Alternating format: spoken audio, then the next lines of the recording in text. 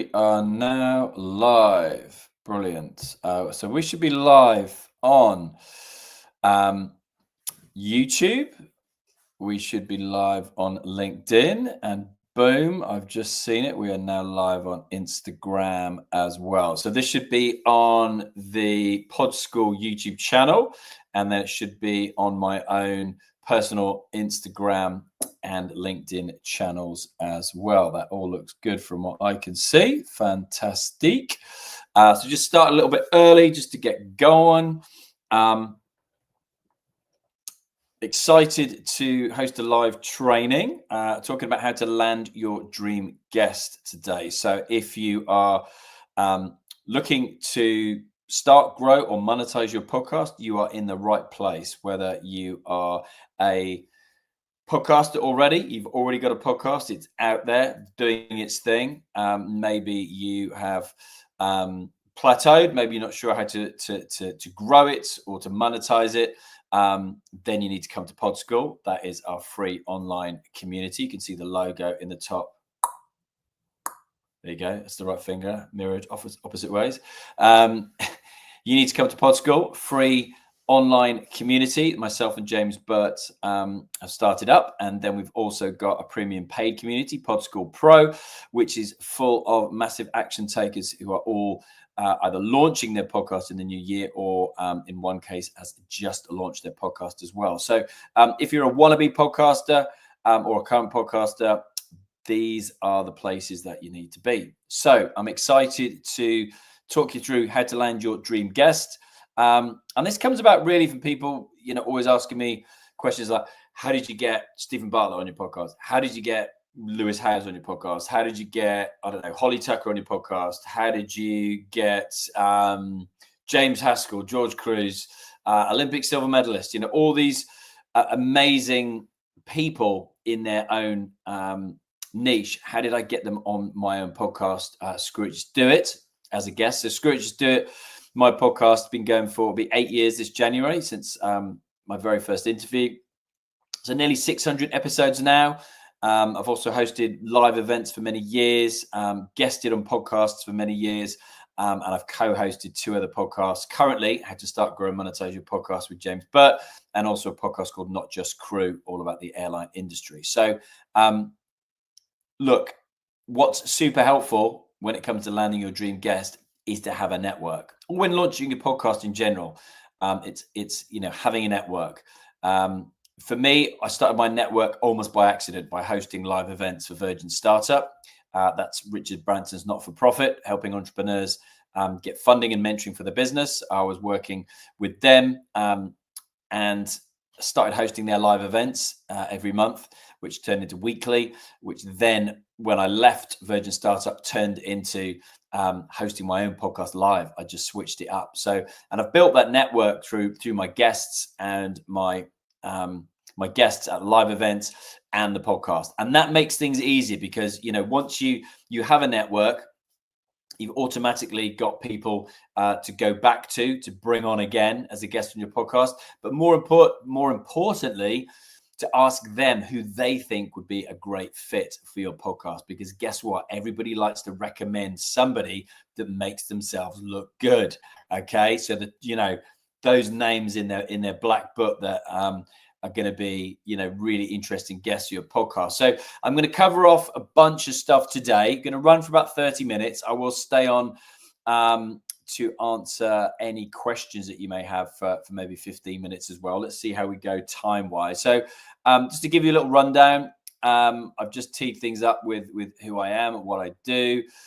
So Alex Chisnell, co-founder of Pod School, host of Screw It, Just Do It, founder of the Podpreneur podcast agency as well.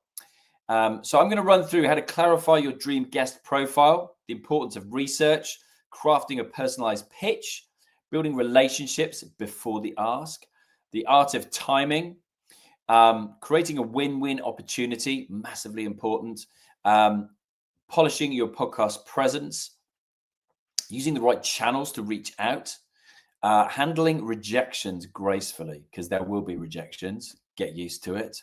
Just brush it off. Leveraging social proof, being clear, concise, and professional, preparing for the yes, because you will get them. More often than not, it's not a no.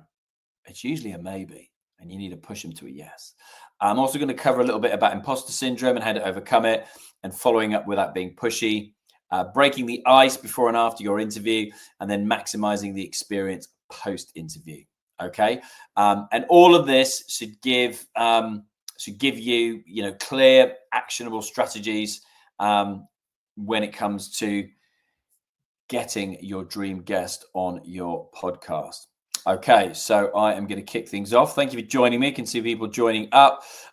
If you want to post a question, then post it in the comments.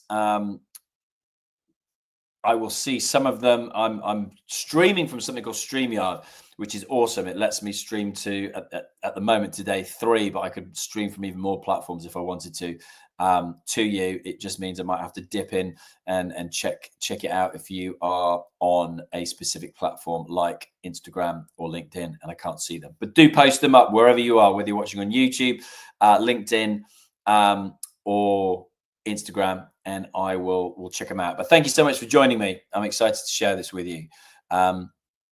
Okay, let's get started. So first thing you need to do, okay, before you get started, and know quite often people want to skip to the good bit, okay, this is important foundational piece, so don't skip this bit, because you'll end up with a super muddled podcast, as I've seen with other people, and the guests are all over the place, i.e.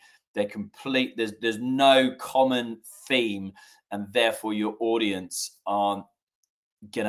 they're just not gonna get it. They're just not gonna get your podcast if your guest profiles are all over the place. So first off, really clarify who is the profile of your dream guest. Okay, so if you haven't done this, do it after this, obviously, and give them a name. Okay, so define them.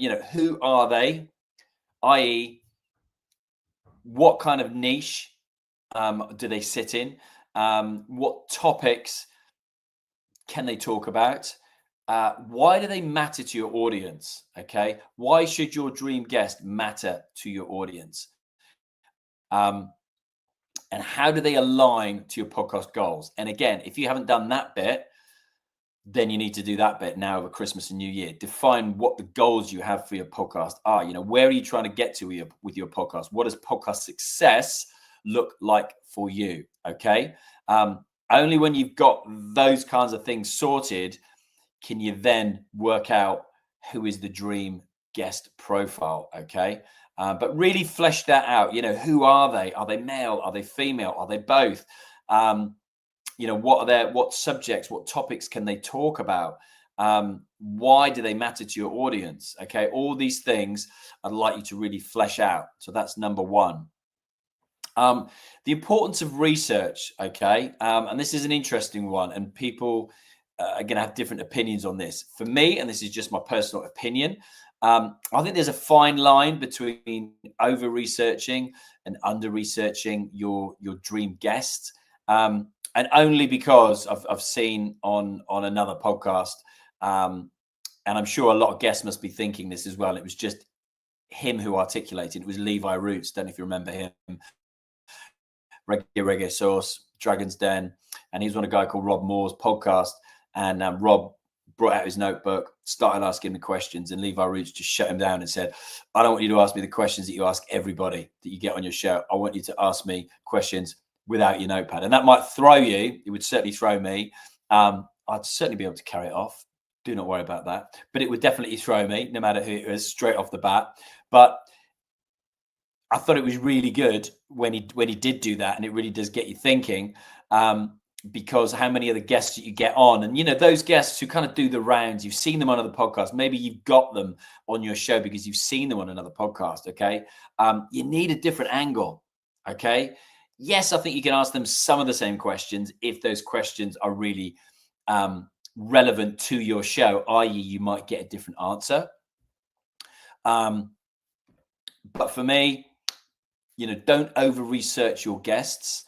And likewise, don't turn up with no research at all. I've done it by accident, i.e. only realizing 1 minute before the interview that I had an interview, an online one, obviously. So don't over or under research. I think there's a fine line. So yes, understand your guests' work. Their recent projects, I think that's quite relevant. So, looking at their social media, looking at their website, seeing what they're pushing, what they're promoting, because that's going to be helpful for you getting them on your show in the first place, i.e. they've got a new book, a new album, a new product or service. You're giving them the opportunity to ultimately promote who they are and what they do to your audience, or at least that's the premise you're getting them in on. You obviously don't want it like one interview I had back in the day, someone from America who literally was waving their book at the camera all the time. And I was just like that. Oh my God, this is a nightmare. Never had them back on, funnily enough. So, really understand their recent projects. That's easy by looking at their social media, if they're on social media, finding out what their interests are, what their values are, is really helpful. And look, for me, I'll give you an example of this. And I saw something literally yesterday with somebody that I'd interviewed before. James Haskell, former England, British Lion rugby player, been on like Celebrity Get Me Out of Here, and loads of other reality TV shows like that. Well, look, since James left the rugby sphere, he's done a whole bunch of stuff. But what seems abundantly clear to me is that he's passionate about DJing. I think I saw him yesterday, and he's DJing at one of the French Alp ski resorts. And I thought that would be the tip to get him in on, other than the fact that he's maybe launching a new book and you've got him in on that. That's how I got him originally. But, talking to him about DJing and about music, that would be a different angle than getting him in to talk about rugby, which he's probably talked about for the last 25 years. Okay, so that's what I'm talking about. This is super important. So crafting, it's all super important, obviously, right? But crafting a personalized pitch. Okay. And by this, I mean writing something that you're going to, send via email or direct message, voice note. There's a thought for you. You're going to write something that's, pretty concise. It needs to be engaging, and it needs to be tailored to them, and it needs to highlight the value to them on coming on your show. If that makes sense, let me know. And by personalized, and thank you for your questions. Brilliant. Okay. I will 100% get to them. So when I say crafting a personalized pitch, so how to not craft a personalized pitch would be literally just asking someone to come on your podcast. Literally that. I've got a podcast. Would you like to come on as a guest? Okay. When you're personalizing it, you need to be telling, for me at least, you need to be telling that guest about the opportunity of coming on your show. You need to show an interest in who they are and what they've done. So as an example, you could be inviting someone onto your podcast. You could say, would you love to be a guest on my podcast? James Haskell, I'm a huge fan. I've been watching you play rugby for years. That could be the most, broad pitch that he's ever going to have, and is not going to get his attention. If instead you wrote a pitch where you not only reference the fact that, yes, you're a big fan of his, but you read his book, and you didn't just read that book because he's written a couple. You put the title of that book in. You not only put the title of that book, you put the specific chapter that really resonated with you, not just the specific chapter that engaged with you, but the actual page that really engaged with you. Not even the page, see where I'm going with this, that engaged with you, but the actual paragraph, not only the actual paragraph, you see where I'm going with this, the actual sentence that resonated with you. It's super personal, okay? That's what I would be doing, or that's what I am doing when I reach out to my guests. James and I will both say, we get pitched numerous times a day by agencies pitching their guests to our podcast, and they all they've literally got the same template, okay? And I think last 12 months, I think one person, maybe two at a push that I've taken as guests on my show. but very often they are like, "Hi, Alex, I'm a huge fan of your show. In particular, I really like this episode." Insert basically the last episode that came out, and then they will pitch their guest. Okay, and there's a very iffy segue from my last episode into their guest. Like there's some vague theme, like they might be an entrepreneur. It's super broad. Okay, so make it personalized. Okay, and ultimately do not take no for an answer. Okay, I'll show you actually whilst I'm on, show you quickly my show you my dream. Just a quick share. So you should all have, if you haven't, you need to, your Dream 100, okay? And mine is now, if I go through it, you can see it's Dream hundreds, okay? We're going on and on and on and on. But you know, you can see here people that are on my Dream 100 that I've had as a guest, that I've color coded, people that I've spoken to that I haven't yet made it happen, people that I've had on that I would like to have on again, people that I got a no from. Tim Peake, astronaut, that was a no. A no is really rare, okay? Tommy Kelly, I had on and done, so it's green to go. Tom and Philip Beon from Castor, you know, the clothing, the brand, you know, like Nike, Adidas, you see Rory McIlroy wearing them, Aston Villa wearing their kit. So that was a conversation that again, we had a conversation, didn't end up getting him on my show. That's just because he sacked off podcasts for the rest of the year. Yeah, so I just wanted to share that with you. That's something you should all be working on. You know, their name, can you get their email? Where are they based? What do they do?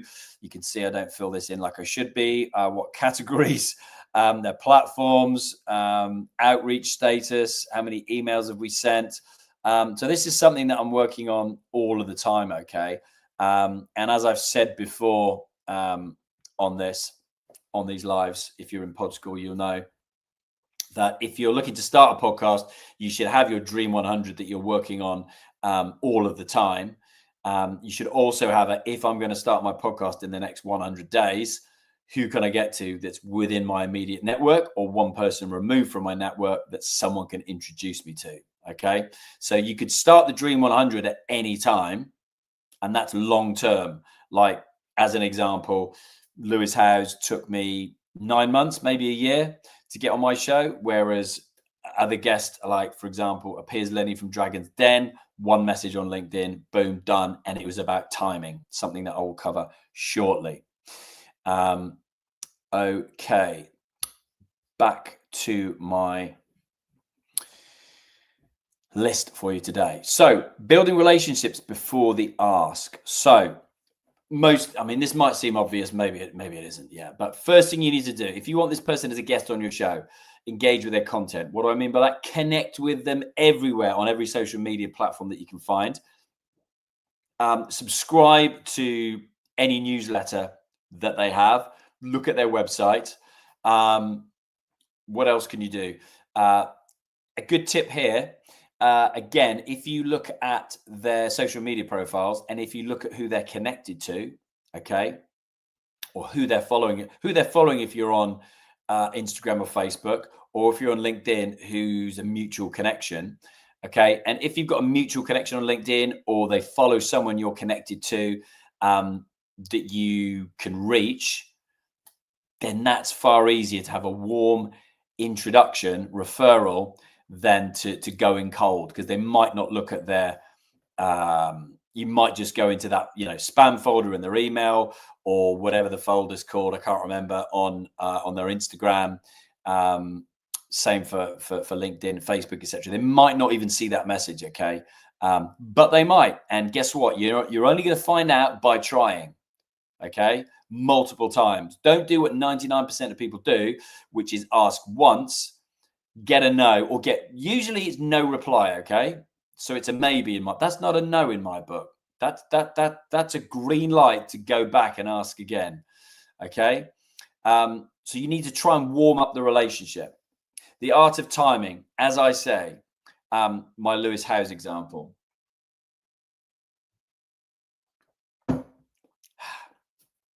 protein shake.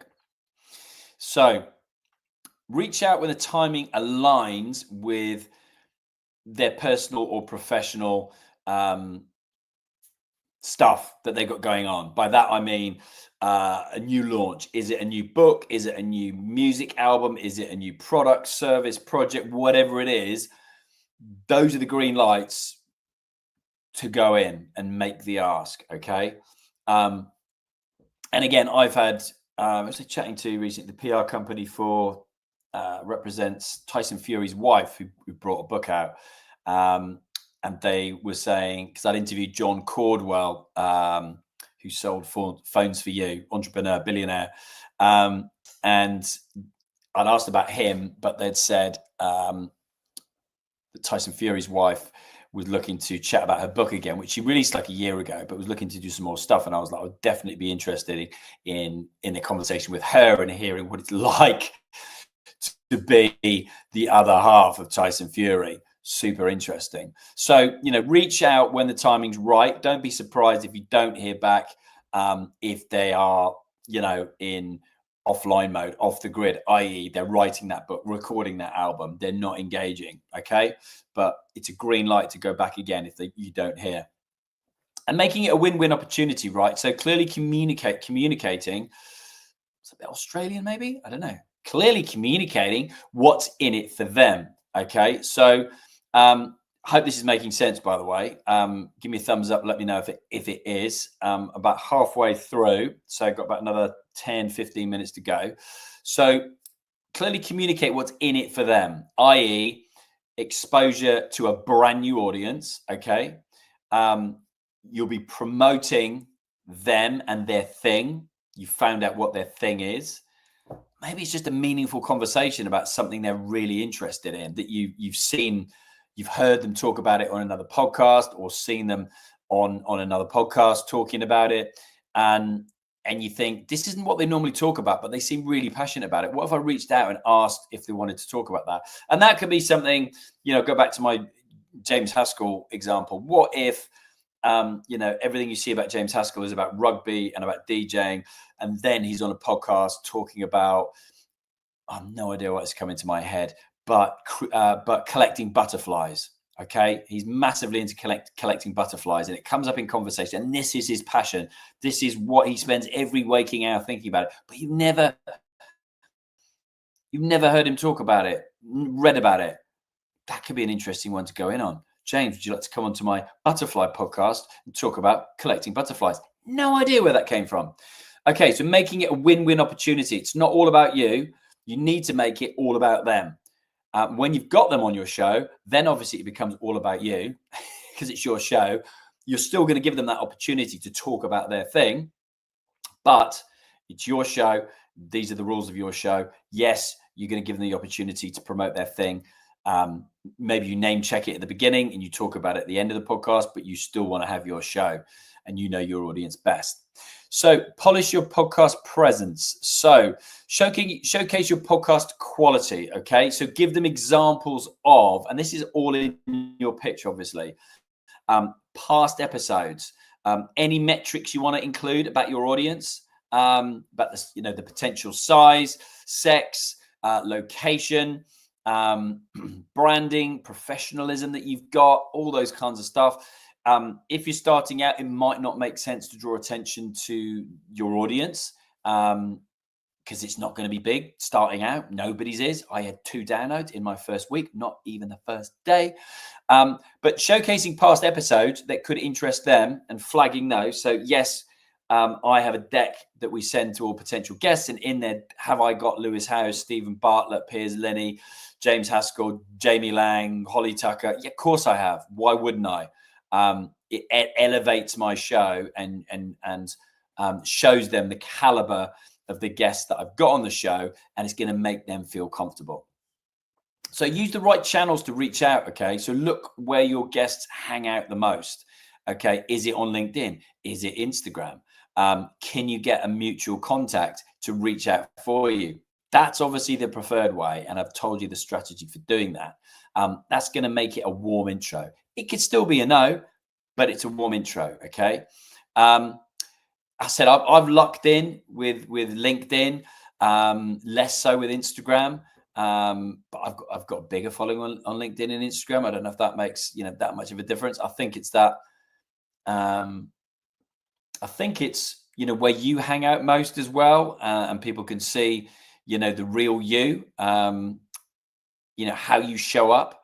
So think about the right channel to reach out on. And again, this could be a multiple strategy for reaching out. And we would typically, as you saw with my spreadsheet there, reach out via a direct message and an email. We're going to follow it up. How often are we going to follow it up, you may ask? It depends, obviously. It depends what comes back or what doesn't come back. And if the recording schedule that you've got. But I don't think it's wrong to reach out every quarter, so every 90 days. Reaching out every day, maybe not. #stalker. And look, rejections, you're going to get rejections. But like I say, more often than not, you're going to get nothing. And that's not a rejection for me. I've got thick skin these days. Starting out, I get it that being met with a wall of silence is not fun, is not helpful, but you're in this for the long game, remember? So you need to stay persistent. These are my two keywords, persistent, and guess what? Reminds with persistent, consistent. Exactly. So, you got to be consistent with your follow-up. So whether that's every other month, whether that's every quarter, whether that's twice a year. And look, that doesn't just have to be an ask. The way to build the relationships right is to know your guests really well. And maybe you've seen something in the news, maybe you've read something in an online article or a magazine or heard some music, whatever, and you think your guest would find this really valuable. Why not let them know? Okay. Especially if you're subscribed to their newsletters, you're following them on all their social media channels, you're going to get to know them pretty well. And for me, it's trying to, if you're in a position to deliver value before the ask, that's massive. And that's going to be different for everybody. And you need to kind of think about that. What can you offer your potential guest? What value can you offer them? And quite often, doing something for them. Like for me, Lewis Howes wanted to get a route to Richard Branson. Could I give him a route to Richard Branson? Not directly, but I was able to be helpful. I've done that with numerous guests. The way my brain is wired, like by the end of the conversation, I've already been thinking about who I can introduce them to, and I will literally follow that up straight away with, you need to speak to X, Y, and Z. So I'm giving value. I'm over delivering. I'm leaving a really positive end to, and it's not an end, it's a beginning ultimately, because, and I've mentioned this many times, the opportunities that have come from the back of the relationships that I've made. So look, handle rejections gracefully. You will get no's, but more often than not, it's nothing, or it's a maybe. And you ultimately want to turn a no into a not yet. So what if, it's not no now? What about, you could suggest next quarter, you could suggest next year. The time of recording this, it is December. So, you could go back there in the new year. Why wouldn't you? And as I kind of mentioned this before, but, previous guests you've had on your show, but definitely leverage any social proof you've got. So, previous guests that you think are going to resonate, that they're going to know, testimonials, any successes that you've had in your niche to kind of build that credibility that you've got. So have you spoken at different events about this particular topic? Have you written any papers on this, any articles? Think about that with regards to your personal situation. And appreciate all the messages, guys and girls, that are coming in. It's brilliant. I will do all these at the end, as I say. Even Mr. James Burt is jumping in, my co-host. It was agreed that I'm hosting this on my own, by the way. James has done a bunch. Well, I've been traveling for the last 2 weeks, like a traveling Wilbury. Great to be home. Okay, so I've just got a couple more to go. When you, and I'm probably the most guilty person of this, is do not overwhelm your potential guest when you communicate your ask. Okay, I'm nightmare. James will know this, although he's pretty bad as well, actually, to be fair. We're giving too much information. Like our messages to each other, we call them mini podcasts, like voice messages multiple times a day, minutes and minutes and minutes worth. Okay. And hey, voice message could be a nice way to reach out to your guests as an alternative strategy. But be super concise. Okay. And let ChatGPT be your friend. Put what you want into ChatGPT and ask it to turn it into 100 words or whatever you want to make it. But mine are ridiculously long and people just aren't going to read that. And you need to hook them in with the first sentence. So maybe you're quoting one of their quotes back at them in that first sentence. This has just popped into my head now, and saying how much that resonated with you because, and then you tell a tiny bit about the story as to why that was really resonated with you. So just be concise and be professional at all times, and be really clear as to what you're actually asking them to do, i.e. come on your podcast. Think about their first question probably going to be, so you could answer this already, is it going to be online? It's obviously a lot easier that way. Is it in person? It's obviously more of a big deal for something like that. So think about that. If you've got something to give them, like I said, maybe I'll do another one on these. Maybe I'll even try and bring it up at the end. I'll try and bring it up. Just whip through my deck that I've got for guests. It's basically the same as my sponsor deck without the ask for the money in there. Funnily enough, the guest might be a bit thrown if I was asking them for money to come on my show. I don't know. And look, prepare for the yes. Yeah, have a clear next step. They've said yes. Okay, what do they need to do next? I'm just copying in, and this is the stage that I want you all to get to. Just copying in my assistant. Feel free to copy anyone in on your side, and we'll schedule. Or maybe it's a Calendly link where they can click and they can book straight into your schedule, and it's done. And maybe you've got that automated in Calendly so that they get a follow-up email confirming. Maybe there's an attachment. This is what we do. Maybe I should have had that ready. I could show you as well. So we have a couple of guides, and if you're in Pod School, you have access to those guides. So we have a free course in Pod School, like week 1, and then all of the other weeks of the course are in Pod School Pro, our premium community. And in there, I've got guides on, this is a guide if we're recording online. This is a guide if we're recording in the studio.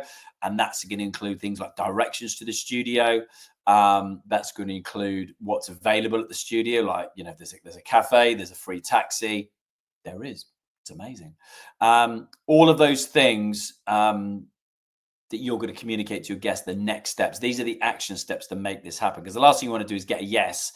And then they're like, okay, so what are the action steps to make this happen? And you're not prepared. Okay. So things like that, guide to getting them to jump on Riverside if that's where you're recording, things like that. Okay, imposter syndrome. I've already seen this in Pod School and people saying they're already feeling imposter syndrome. And I get it. We've all been there. That's why I recorded my first ever episodes in January 17 and I didn't release them until January 2017, because I had all those thoughts like, is anyone going to listen to this? The answer was no, 2 people in week 1. Anybody going to like my voice? What if I got a horrendous voice and I've never known about it? All of these thoughts from your inner chimp that come in chattering away in your brain, you need to banish them immediately from your head. We've all been there. The people that you're interviewing have been there. Believe you me, I've interviewed some amazing guests, super high profile people. The biggest takeaway from me from all of these people, whether they've won Olympic medals, whether they've been on TV, whether they've created £1 billion companies, is that we're all human and we all have these thoughts. They do. Trust me. They tell me. It's 100% true. Okay. So just coming in confident, just being you, is enough. Okay. That is enough. You don't need to be anyone else. Don't try and be Joe Rogan or Holly Tucker or whoever. Just be you. It will be good enough. Following up without being pushy. Okay, last couple for you. I know I said that a few minutes ago. I forgot to scroll down the page. Bear with me. Yeah, look, no one likes pushy salespeople. You don't want to come across as a pushy secondhand car salesman, do you? So I've covered this already, but for me, I think it's every quarter from your Dream 100 spreadsheet that I showed you earlier. But maybe it's every other month. If you get a bit more of a warmer reply, maybe it's sooner if you find something that you think is going to be super valuable to them, like I say, or how you can be of service to them. You just never know, do you? Somebody you follow could be talking about, I don't know, struggling with their mental health. Maybe you are part of an organization where, I'm just giving an example, and I've seen who's like on this and thinking about something friends of mine after golf were chatting about last week and going, well, you should tell X, another friend of ours, about this male group that I'm a member of, that we all get together and talk about our mental health. Maybe it's signposting something like that to them, being a friend before being a host of the podcast with them. Okay, I'm just kind of spitballing out loud here, but something like that. How can you be of service, give before take, and all of those good things. And look, when it comes to the interview, I wasn't going to cover these because I've already ran over by 6 minutes, but I will cover these off. Yeah, just 2 things I'm going to cover, maybe 3. You know me by now. And then I'll answer those questions. So when it comes to the interview, be that online, be that in person, for me, the before and after are just as, if not more important than the actual conversation itself. And by that, I mean, you've got this opportunity to make a connection with this person beyond them being a guest on your show. And the amount of people that I've had on my show that we've both said,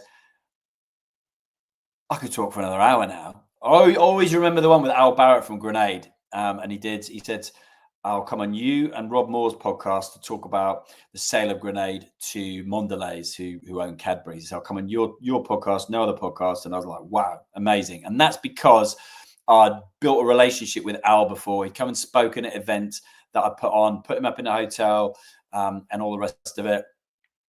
And it was, we had an interview. We had the conversation for the episode. We finished it. And then we carried on chatting afterwards. And before we know it, another hour had gone by, and Al had gone, that would have been a way better podcast than the one we just did. And I was like, yeah, but we couldn't have broadcast any of it because we were all talking about our experiences with Richard Branson. He knows Richard really well, been on Necker Island millions of times. And I used to work for Richard for over 20 years. So we both had some fantastic stories, but you couldn't put any of them out there for public viewing. And just the opportunities that come off the back of that. So look, breaking the ice, and look, it's them jumping on and you literally asking them, hi, how are you doing today? Where are you today? And if you're British, what's the weather like? Where are you today? Where you are today? Okay. It's just a little bit of small talk to make yourself feel at ease as much as them. I always ask them something like, what are you excited about right now? What are you working on right now? What have you got planned? And you're going to know what they're passionate about. And often it's, if I'm interviewing somebody, and I know what they're into, I'm like something like, I see you training for London Marathon at the moment. How's your training going? And they'll be, like blah, blah, blah. And I'll be like, yeah, okay, well, I've trained twice at London Marathon, broke down twice, both times with injury and haven't done it. But I did New York Marathon, and my experience was blah, blah, blah, blah, blah. So I'm not trying to outdo them or anything. I'm just trying to establish some common ground, where we can have a conversation about something other than the topic we're speaking about in the interview. Does that make sense? And then look, having that interview and then maximizing the experience post interview. So as I said, the way my brain works, and it's just building a network accidentally through my podcast, then realizing I have a network, is telling them who I think might be a good shout for them to liaise with. Because guess what? By the end of the conversation, you should know what their challenges are, what their pain points are, what you could potentially help them with. If you can't help them directly with what they're currently challenged by, you should at least be able to signpost them to someone in your network that they can liaise with. Okay. And make it as easy as possible for them to share your episode as well. Okay. Always ask them to refer. I mentioned that right at the beginning. So who do you think would make a great guest for the show? I get it. I ask them so that it's on audio. So we do it on the episode. More often than not, they ask to think about it, which is fine because they're trying to think of someone better than the first person that's popped into their head that's going to make them look good. Okay, remember I mentioned that before. And you and or your team make it as easy as possible for them to share this episode. Okay, because this is when you could get the second spike. You know, you publish the episode, you get a first spike for people who already subscribe or follow the podcast. The next spike you're going to get is realistically them sharing it. So for me, we send them a folder, we send them a follow-up email written by me, thanking them for being on the show. A digital folder in there with the assets that they can, digital assets, getting tongue twisted now, digital assets, easy for me to say, for them to share. Okay. Video clips, static artwork, quote graphics, whatever you can do, even if you can only do one thing. And even, platforms like Riverside where you're recording on actually have a tool that can give you a video clip. So even if it's that, it's better than nothing. A big, what would be the right word? Thing of mine, because I can't think of the right word, is me guesting on people's shows and they don't give me any way to promote it. The first thing I know about it is them tagging me in a post in social media and I don't have anything to share, okay, other than the link. I've been on this podcast, click the link. It's not really selling it. Okay, so we even write the first post for them now and go, feel free to copy and paste this or use as much of it as you want.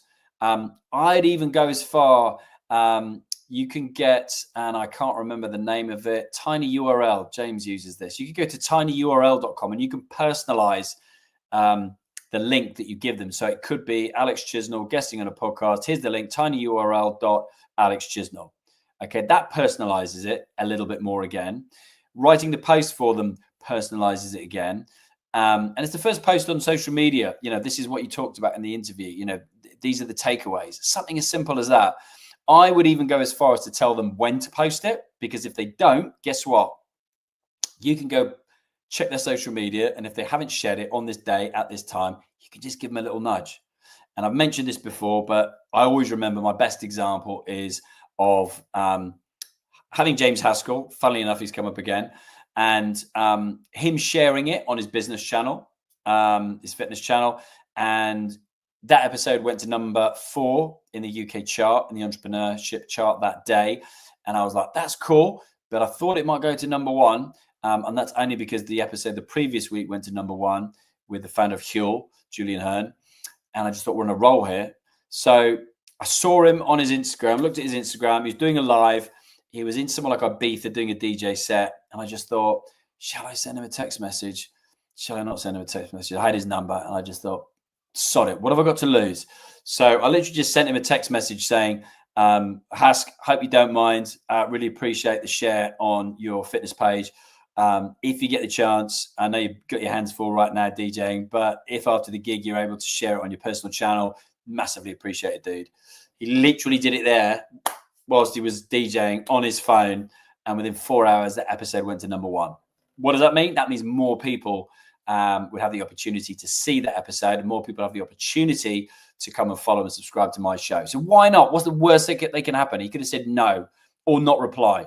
Big deal. I can take rejection. It's fine. And look, build that relationship by, sharing the episode, tagging them in it, expressing your gratitude. and 100% keeping the door open for future collaboration, i.e. when they've got their next book coming out, whatever that might be. Keep in touch with them. I always remember a mentor of mine, and she said to me, and she'd sold a business to Auto Trader for like 130 million or something. So I was paying attention. I went to mentoring session, and it was at the airport, and always remember this, going into the meeting room to meet her. Massive, one wall was just glass. On the other side of the glass was a private jet with her surname on the tail of the jet. I was like, okay, that's pretty impressive. Don't think I'll go to a more impressive meeting for the rest of my days. But she said to me, do you know what, Alex, the most important thing that you have is not your podcast. Is not your podcast agency. It's the network of people that you have built through your podcast and your podcast agency. And she was 100% right. And then she said to me, and what are you doing to keep in touch with them? And I was like, nothing. You can even, I would advise, if you can do this, if you can send them like a personal gift as well. I've received those after being on shows, and it can be even a notebook that I got from another show. I found that was, nice to be thought of. You could send them some cookies, a book that you think they might be interested in. Personalize it. Doesn't have to be a good one. I had was a bottle of Taittinger champagne from Timothy Armou. Don't know if you know him, entrepreneur. That was pretty cool. Literally arrived the next day as well. He was a guest on my show, yet he sent me a bottle of Taittinger.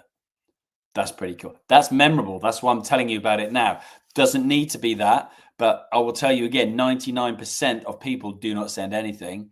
Why not stand out? Why not be the person that keeps the door open for future collaboration? Because when you follow up, and when they've got another book out or another record out, they're going to remember you. Okay, here endeth the sermon. Thank you, Linda. You've got to go. Really useful for anyone setting up a podcast. Thank you, Linda. Linda's a client of my podcast agency, Podpreneur. I'm going to go through these now. This is gold, mate. Thank you, Hayden. You legend. Thank you so much.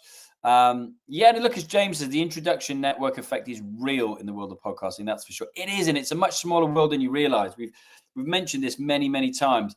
The amount of YouTube channels out there, the amount of blogs out there. Podcasting is dwarfed by that. Yes, if you look at Spotify or Apple, there are 4 or 5 million podcasts out there. But last month, less than 10% of those actually created new content. So that's like not even 400,000 podcasts out there. If you look at how many YouTube channels are, blogs, there's like over 8 million blogs out there. I mean, it's minuscule, okay? So, if you show up and if you're memorable, if you follow up, it's all in the follow up. Trust me, most people will never follow up. They will, make the ask for the guest, not hear anything, take it personally, and never follow up. Okay, it will be rare that you get a no. I've got some no's on my Dream 100. I'll share it to you again, just so that those of you who've joined at the end can see it. And look, I haven't finged it out. I haven't filled it out as much as I should have done. But we, Damien Hughes, Dame Kelly Holmes, that was a no. That was really odd because she watches my, it was really odd. Maybe it just wasn't the right time. But yeah, Dame Kelly Holmes. I just found that really odd because she was watching my stories on Instagram. And we were connected. We both followed each other on social media. She was watching my stories for a while, connected during Clubhouse. She's been on Friends podcasts, clients podcasts. So I thought that would be not an easy one, but I thought it'd be a yes. But there you go. That's a no. But look, the no's, there's a few no's. Elizabeth Day, podcaster. That surprised me because that was an outright no. I actually was a bit surprised that I took a little bit of rejection at that one, guys. And some of them, look, Dave Riding, amazing slalom skier, most successful skier Britain's ever had. Many conversations, just could never make it happen with the timing. He's based up in Preston in Lancashire. So, look, sometimes it's just the timing. isn't right, but it's all in the follow-up, and I will make that one happen. Trust me, because it's never been a no. So let's answer some questions here. Great questions. We've got Ollie, we've got Hayden. So people in Podcast Pro, which is brilliant. Linda, who's a client of my agency as well. Lots of people. I'll answer a couple of them. That would be great. So Ollie's asking from G4U, Health and Wellness, would it be beneficial to look for higher profile guests for the launch to help with kickstarting growth from the start? Yeah, absolutely. But what I will say is you could get, hey, why not? Why not? You could get lucky. I got lucky. I got one LinkedIn DM I sent to Piers Linney from Dragon's Den, one direct message back, done. He spoke at my event, drove all the way 6 hours from north of Manchester to come down and speak in an event. We met up this was like 5, maybe 6 years ago. We're friends, met up with him a couple of weeks ago in London for something, funnily enough, that I had introduced him to. They were looking for an introduction to Piers. They were sponsoring me. They wanted to chat to Piers about sponsoring him to promote their thing. So I introduced him. We met up there. He stuck around for a chat, for a catch up after he'd filmed his content, and after I filmed mine. You never know what opportunities come from these relationships, guys. You really don't. So I would be thinking long game, but I would start now. And if you hit it lucky like me, you might do. And you're not going to know if you don't ask. So, and yes, to answer your question, it would massively, obviously, help. Two things I would say here. One, it helps if they share it, obviously, because they don't always share it. Okay. Always remember having Daniel Priestley on. You might have seen him on recently, and he was just posting saying since his appearance on Diary of a CEO back in, I think, February, that podcast has had over 3 million views, and he's made over $1 million pounds from that one episode, just one episode. He came to film for my podcast in the studio, so he's probably taken an hour out of his day to get there, an hour to record, an hour to get home.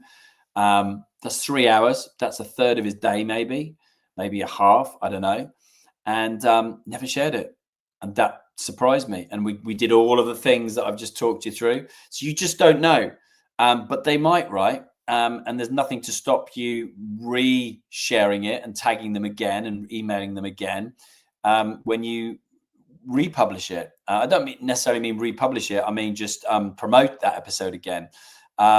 And it also looks great when you've got your, I'm not going to have time to share my deck with you now, but if you're in Podcast Pro, we will help you with that in the new year, funnily enough, working on a sponsor deck, things like that as well. And maybe I'll do another episode where I kind of talk you through how to put that together. Let me know if that would be beneficial anyway. But I would then put those guests in. I've even seen clients put in their decks to prospective sponsors, and you could do this for prospective guests. You could be, I'm launching this podcast, and these are, you don't want you to lie here, but if you're having a conversation, these are the guests that I'm talking to right now. And you put a picture of them, you put the size of their social media following in there. Things like that definitely are going to help you when it comes to your podcast. Linda says, I think listening is so important on a podcast. You can dig further, have a proper convo, and not just rack through your questions. 100%.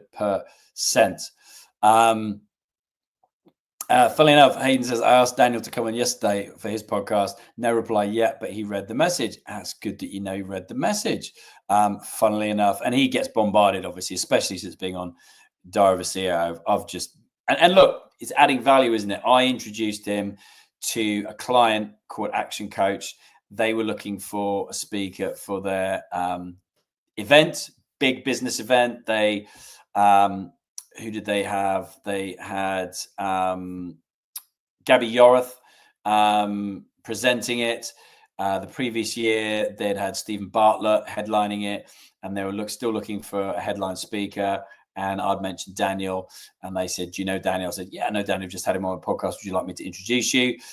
I introduced him to Daniel. I now see on their website that Daniel's a speaker at that event next April. I hadn't heard back from the person that from the client that I introduced or from Daniel to say thank you, but hey, I wasn't looking for thank you. I'm not bitter.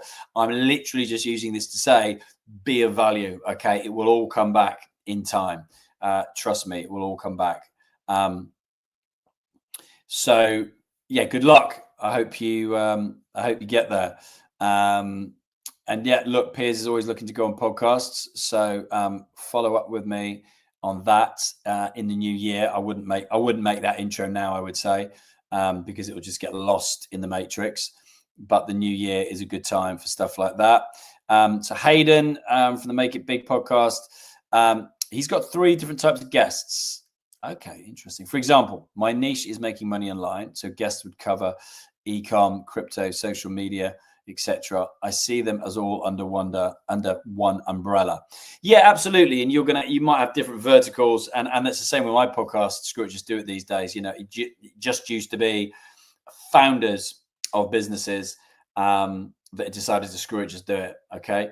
Then after 6 years, I was like, I'd actually like to broaden this up. 6 years of just interviewing entrepreneurs. I've always wanted to interview some of the people that represent my passions, i.e., sports men and women, musical men and women, creatives, media personalities, whatever.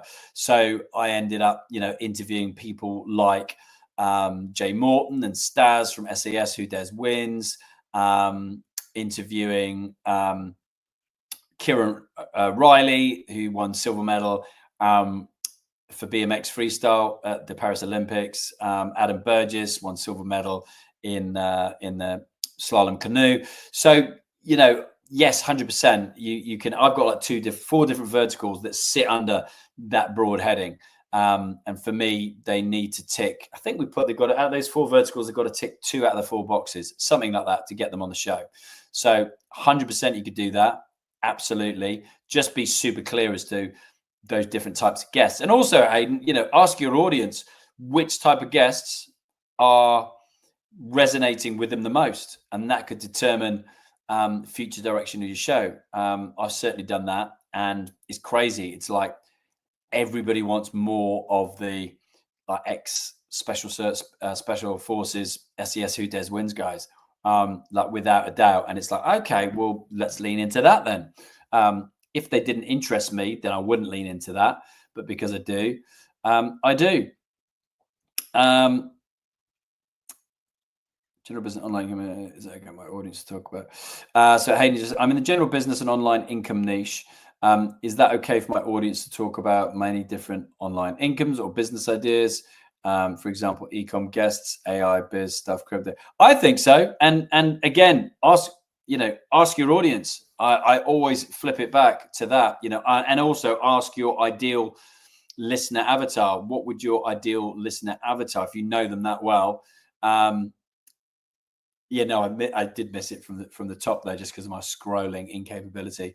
But yeah, I would, 100%. One, think about your ideal listener avatar.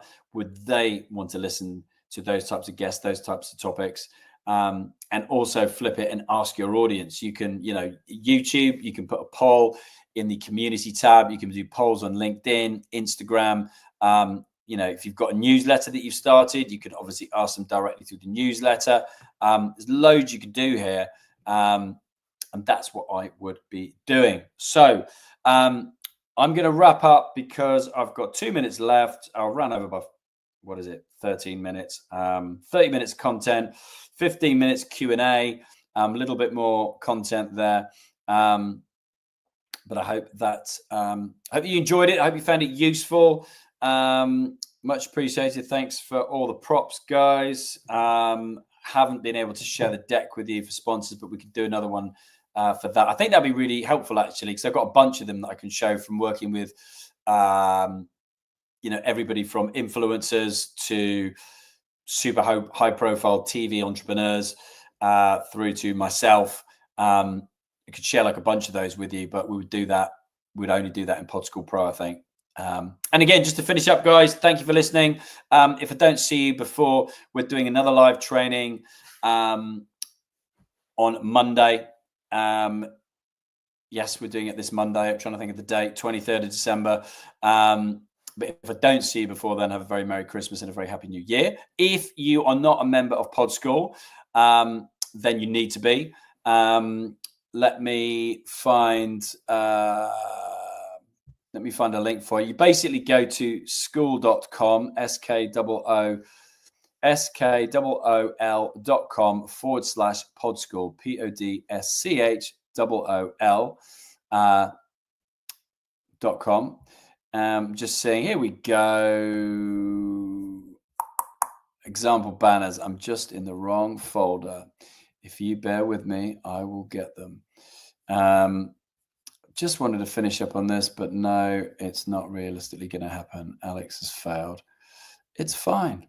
Okay. Oh, here we go. Pod School. Yay. Here we go. Okay. Let's go. Banners.